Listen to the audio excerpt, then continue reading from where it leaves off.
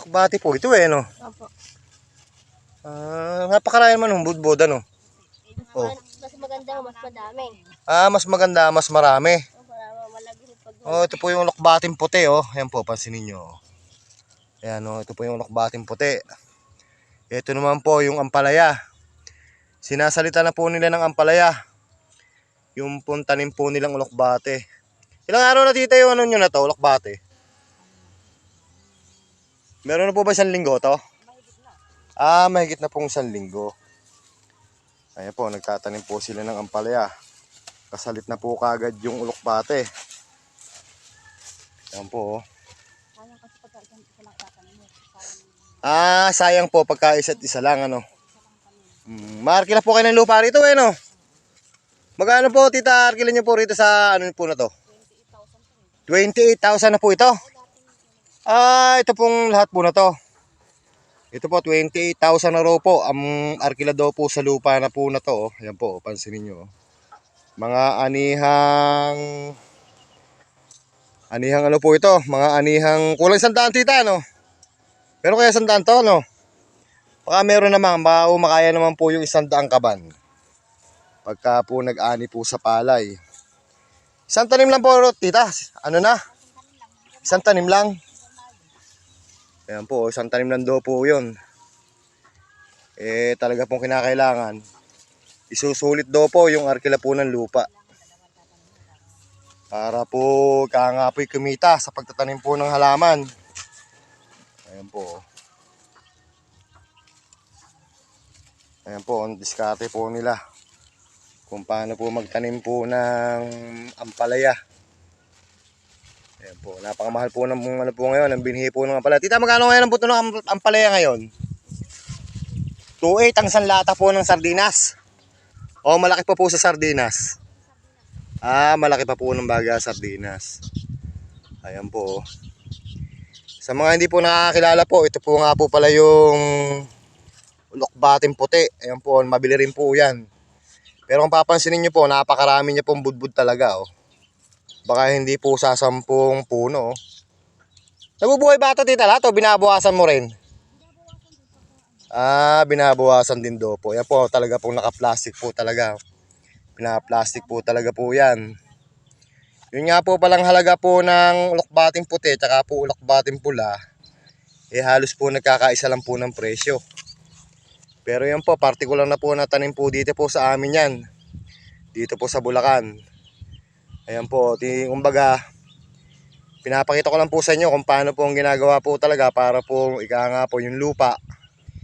Hindi po, kumbaga, maging kapaki-pakinabang. At saka po double purpose, 2 tanim po talaga. Ang ginagawa po namin para po kami kimita dahil lang po sa ang lupa po dito sa amin pangkaraniwan.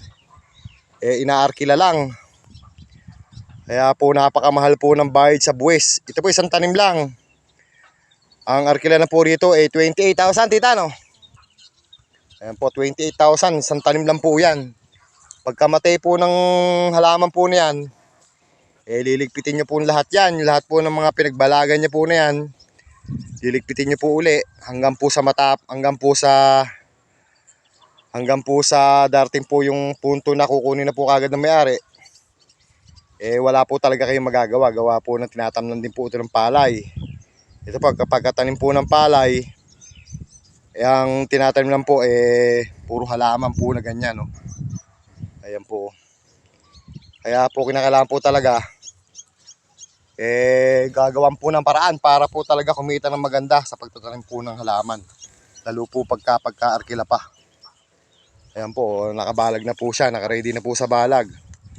Pero po yung balag po na to, halos po maabot na po halos to ng kulang-kulang 50 mil na po siguro puhunan. Kaya po kinakailangan po talaga malaki-laki rin ang puhunan mo pagka po kayo magtatanim talaga ng halaman. Sa butong-buto lang po napakatindi na. Ayan po, tingnan nyo. Kumbaga kayo na po tita nagbibinhi po niyan. Kayo po nagpupunla. pinapunla lang din namin. Binabayad namin ng 100 isang tray. 100 pa po bayad niyo sa isang tray. Oo, pagka pinapunla. Alin po ba mas maganda yung Maganda pinapunla. pinupunla kaysa po talaga direct seeding lang. Kasi pag inirekta mo, yung iba, namamatong, hindi tumutubo ka agad. Oo. Nasayang yung buo Yan. namin. Yan po, kumbaga, Ito, mas sigurado. mas sigurado, no? Yan po. Madali pa kamong mapabulas. Mas ginhawa pong pabulasin pagka po talaga, kumbaga po yung pinupunla. Ayan po, binabayad pa daw po nila ng 100 piso daw po yan sa namumunla. Sa kanila po tray na yun.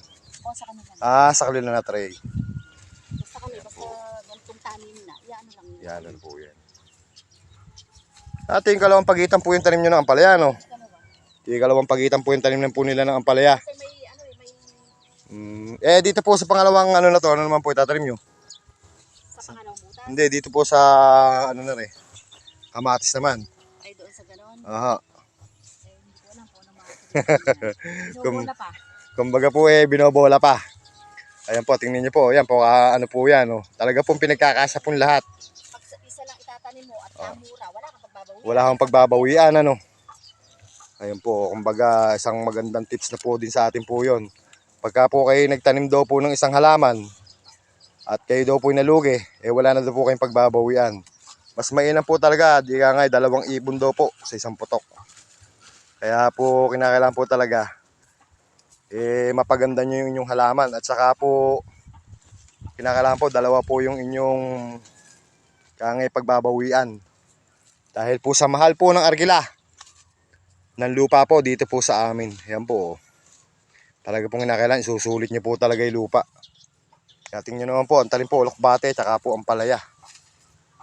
Ayan po, yun po yung tamang pagtatanim po ng ampalaya. Ayan sa gitna.